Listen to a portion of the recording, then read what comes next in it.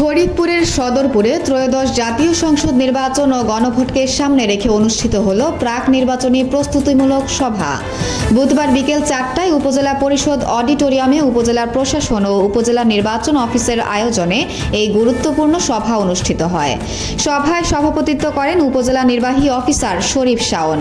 এতে ভোট কেন্দ্রের জন্য নির্ধারিত বিভিন্ন শিক্ষা প্রতিষ্ঠানের প্রধানরা, সরকারি কর্মকর্তা, জনপ্রতিনিধি ও গণমাধ্যম কর্মীরা অংশ নেন।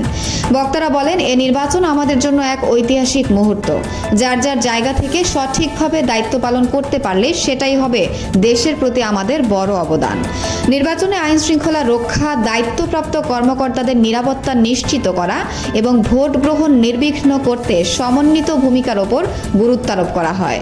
কবির হোসাইন, সদরপুর, ফরিদপুর, সময় সংবাদ। বিস্তারিত দেখুন ভিডিওতে।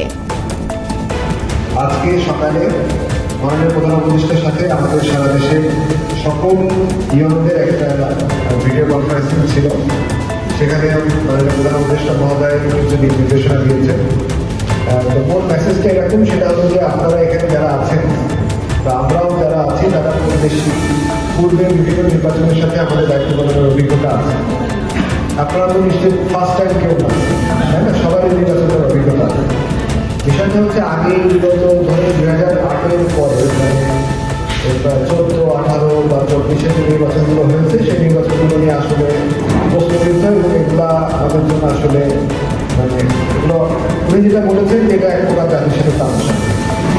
এবং এই একটা নির্বাচন আমাদের সামনে আসছে যেটা আমাদের একটা ঐতিহাসিক উপলক্ষ। আমরা যদি আমাদের যাত্রার জায়গা থেকে মানে প্রকৃত দায়িত্বটা সঠিকভাবে পালন করতে পারি তাহলে সেটা হবে আমাদের জন্য একটা ঐতিহাসিক দায়িত্ব পালন।